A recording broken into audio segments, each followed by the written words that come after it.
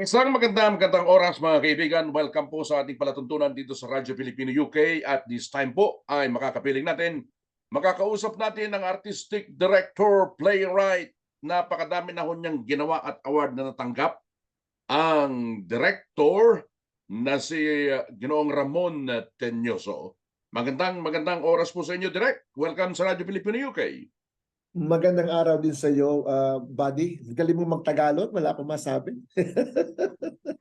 Nabihasa po nung tumira tayo sa Maynila. Kaya pala eh. Ano Pero nga po ano rin, ninyo? buddy, Po.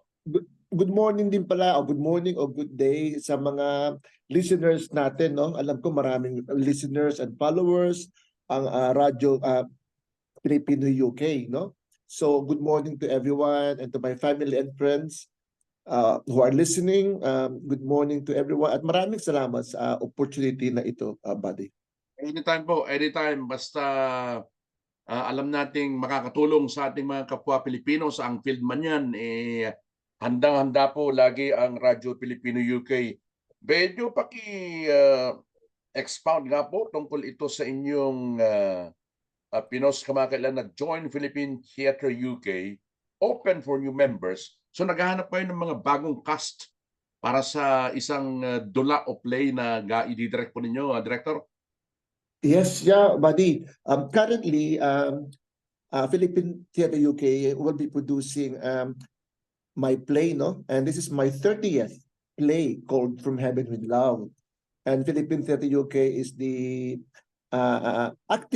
only active British Filipino community theater in the whole Europe. So every year, meron kaming production.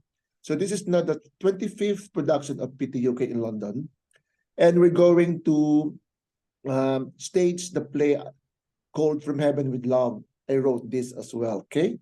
Now, this will be in October, end of October, mga autumn siya, at Chelsea Theatre. And currently, we are inviting Filipinos and non-Filipinos to join our theater production. The play will be in English. It's semi-musical. So this coming 30th of June at 3 p.m., 3 to 6 p.m. in London, we will have we're gonna have an ongoing casting, and we'll be welcoming new members. So anyone who wants to join the theater, we will give, by the way, free training in theater arts, in creative thinking, self-confidence, method acting, theater management, and everything. And that will be free for 12 weeks. Okay? Wow. Yeah. And then they will perform sa Chelsea Theatre afterwards. So malaking opportunity ho yan sa mga naghahangad na mapasali sa isang play, ano ho? Lalo na dito sa London, iba ang trato nila sa mga ganyan di ho ba? Ay, nako, you are absolutely correct, buddy. For example, after if you become a member of the theater, it will be very, very useful because you also get a certificate of achievement. Okay? And then second, you have the opportunity to really learn and be confident.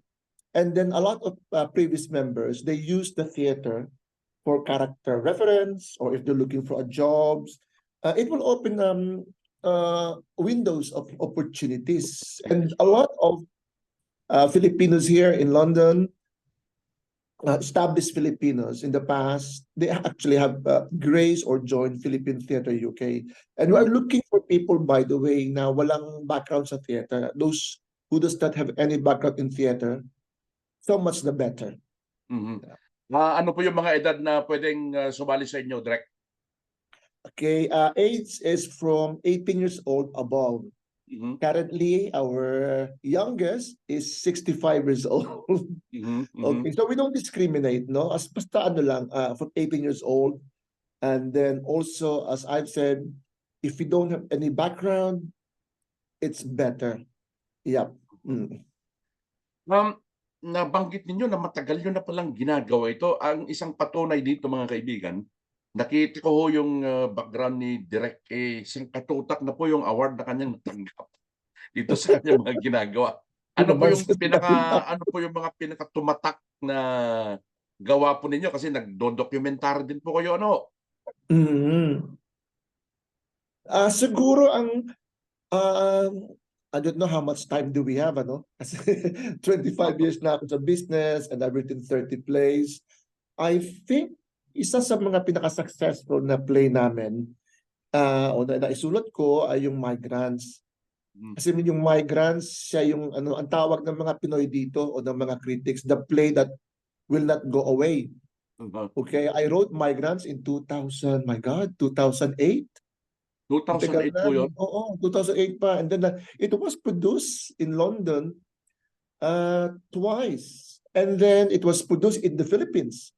Maganda yan kasi when you say migrants, sakop niya lahat yung mga OFW from all over the Yes. world. Ano?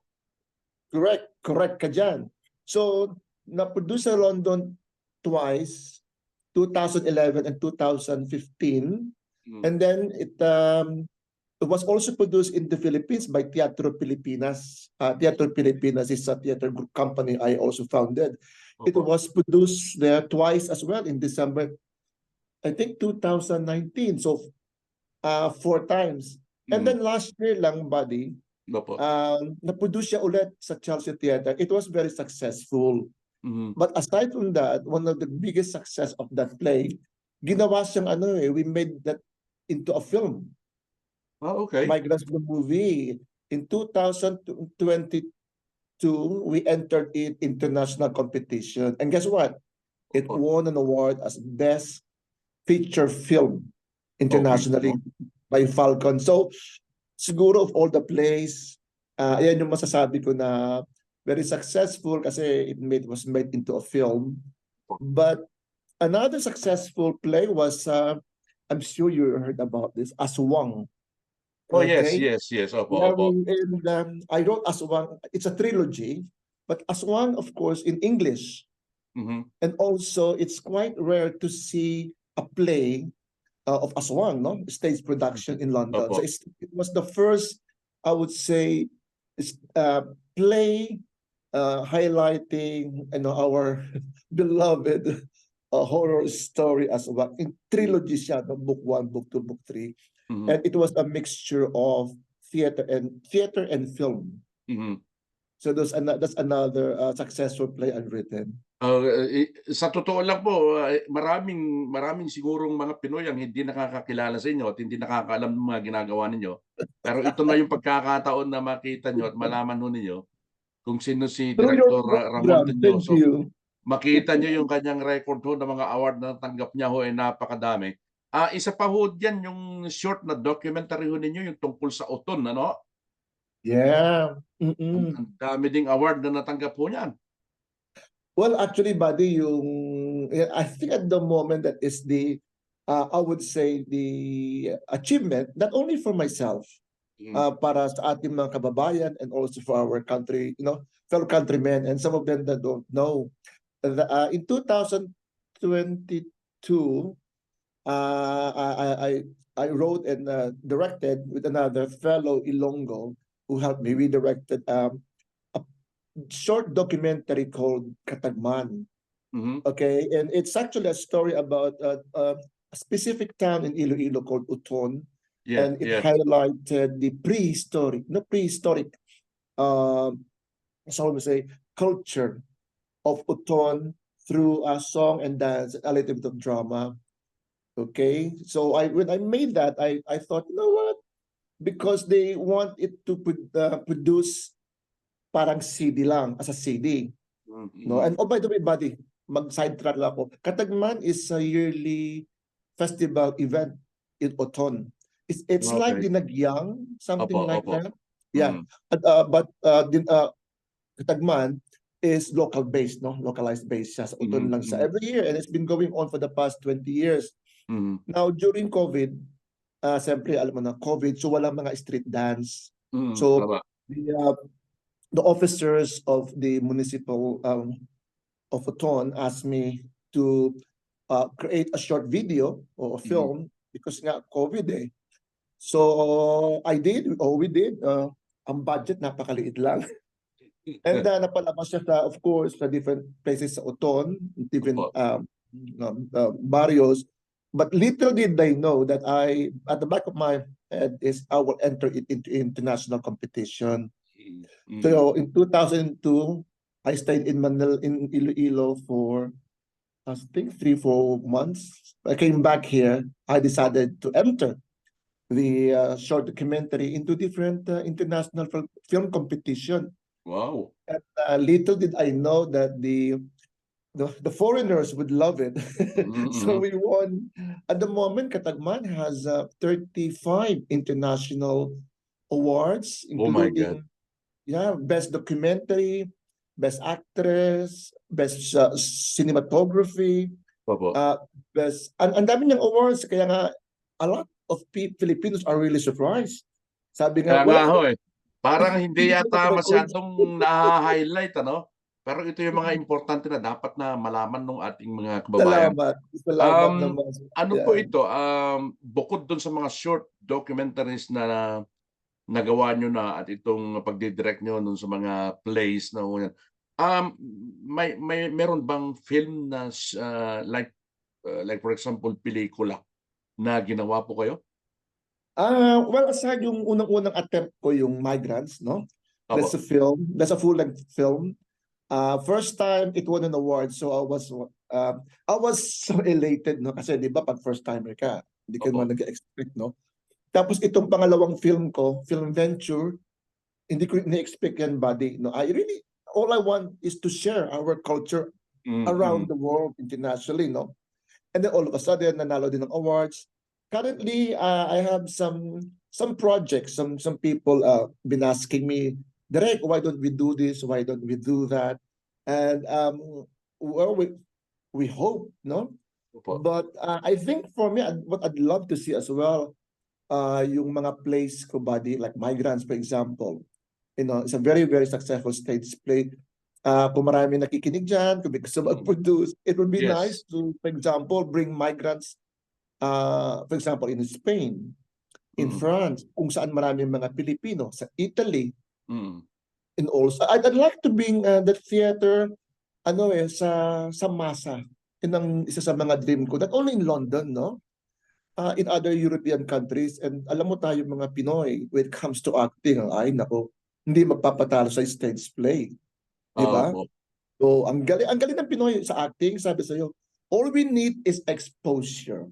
Kaya Di nga ba? eh, sabi ko, sa galing ninyo, sa dami ng award ninyo, parang hindi yata binubuksan ng mga producer sa Pilipinas ang kanilang mga mata para makilala kayo, makita kayo, makita yung mga ginawa ninyo. Wala pa bang kumukontak ko sa inyo ng mga producers ng mga Well, malalaking film company sa atin? alam mo, baka siguro makatulong nga itong ano mo, uh, Radyo Yes, Pilipino UK, definitely. no? Kasi Ikaw ang si, agent ko. si ano ba yung mga pelikulang pinalalabas nila? Sino ba? Hindi naman natin minamaliit sila, mga bagong direktor sa Pilipinas. Pero ito, multi-awarded na director, bakit hindi niyo tawagan? Oo. Well, actually, marami nga nagsabi sa akin. When I went to Iloilo last year, one of the, kalimutan siya, yung officers, no? Opo. Sa Iloilo, they gave me an award. No, they recognize my contribution to in theater arts and also in Oton. And actually, I was talking to one of the mayors and sabi, alam mo, Direk, you are asleep, ano daw ako, sleeping giant. Yung natutulog na Nga eh. Gadi na once may makadiscover, tuloy-tuloy na. Kasi hindi sila makapaniwala rin eh. Even my British friends here, yung mga English friends ko, they cannot believe that as a Filipino, I've written 30 plays, no? Shakespeare has si Shakespeare, he has written 37. Ako 30. Oh, Do, di malapit. 7 na lang, di ba? 7 na lang. Mapapantayan niyo na yung record ni Shakespeare. Yun, so, who knows, di ba? Baka malay mo, may Oo nga mga po, oo nakikinig nga na po. producer Kailangan dyan, i-ano di natin ba? 'to, i-promote natin para parang ano lang kasi sila eh, parang short-sighted yata yung mga producers ng mga malalaking pelikula sa Pilipinas at hindi kayo madiskubre. Eh Oo, kailangan I think kasi ang ano, di ba, very commercial. Eh, ako opo. naman, buddy, in the past 30 years, I'm really, theater-based. Excuse me. Sige po, sige po. Theater-based talaga ako. Tapos, alam mo, in the past 30 years, ano naman I never dream of money or so we say, to be recognized in the, in the film industry. No, for me, when I started the theater, all I want really is to help people to discover their creativity. And so I really love my art. No, ako yung may bayad o wala, sige, tuloy ang ligaya. Ganoon. I do not seek what's the word ba? Siguro yung fame.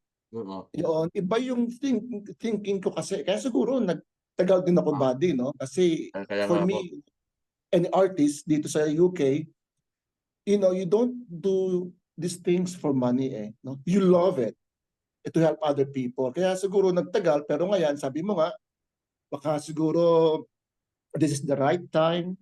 Diba? Kasi ano yan minsan, di ba? Yung oras-oras yan eh. Kaya nga po.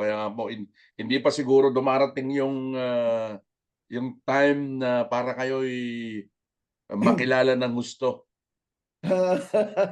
Okay na yung buddy, meron ng 35 international awards, masaya na ako. My God, oo nga. Grabe yan Parang wala pang nakaka-achieve yan sa mga direktor sa Pilipinas. May nagsabi nga sa akin sabi niya, Direk, nasa ano ka na ba? Guinness Book of World Records? Sabi ko, hindi pa, wala pa. Ewan ko, I really don't know. Once again, Direk, paki-invite po ninyo yung mga gustong sumali at magkaroon po ng experience sa teatro sa isang play. Go ahead po, Direk. Go ahead po.